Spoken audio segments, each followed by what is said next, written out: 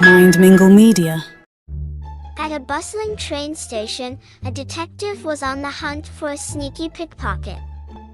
Amidst the crowd, 3 individuals caught the detective's eye.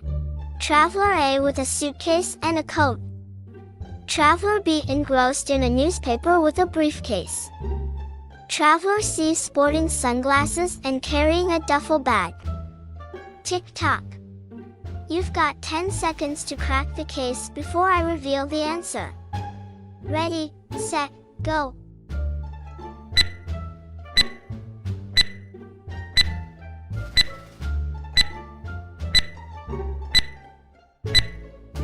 Time's up.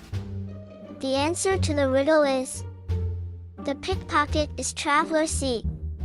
Those sunglasses indoors were a giveaway, and that bulky duffel bag raised suspicion. Looks like the detective had eagle eyes. Thanks for watching our video. Please subscribe for more interesting riddle.